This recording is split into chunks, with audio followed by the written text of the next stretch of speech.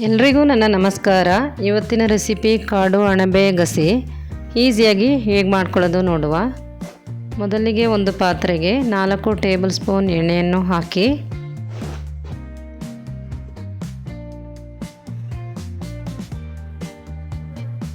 ಅದು ಬಿಸಿಯಾದ ನಂತರ 2 ಕಟ್ ಮಾಡಿ ಇಟ್ಕೊಂಡಿರೋ ಈರುಳ್ಳಿಯನ್ನು ಹಾಕಿ ಫ್ರೈ ಮಾಡ್ಕೋಬೇಕು.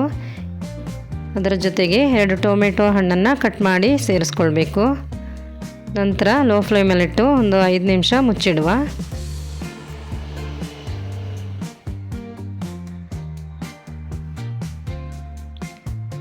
ನಂತರ ಅರ್ಧ ಸ್ಪೂನ್ ಅರಿಶಿಣ, 1 ಸ್ಪೂನ್ ಖಾರದ ಪುಡಿ, 1 ಸ್ಪೂನ್ ಸಂಬಾರ ಪುಡಿ,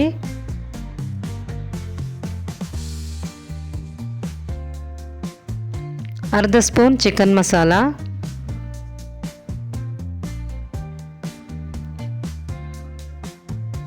ನಂತರ ಕ್ಲೀನ್ ಮಾಡಿ ತೊಳೆದಿಟ್ಕೊಂಡಿರೋ ಅಣಬೆಯನ್ನು ಸೇರಿಸ್ಕೊಂಡು ಫ್ರೈ ಮಾಡಿಕೊಳ್ಳುವ.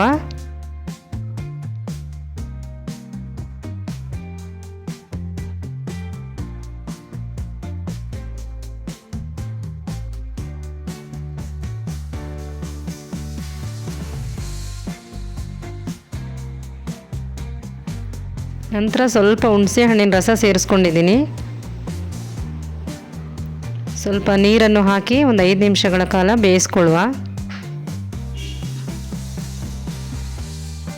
ಖಾರ ಬೇಕಿದ್ರೆ ಹಾಕ್ಕೊಳ್ಬೋದು.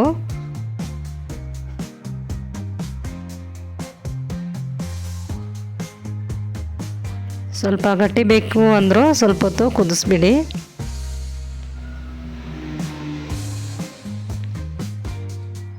ನಂತರ ಸಾಸಿವೆ ಹಾಕಿ ಒಗ್ಗರಣೆಯನ್ನು ಹಾಕಿ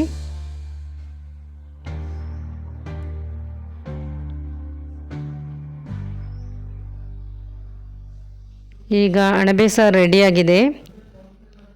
ಈ ವಿಡಿಯೋ ಇಷ್ಟವಾದರೆ ಒಂದು ಲೈಕ್ ಮಾಡಿ, ಸಬ್ಸ್ಕ್ರೈಬ್ ಮಾಡಿ.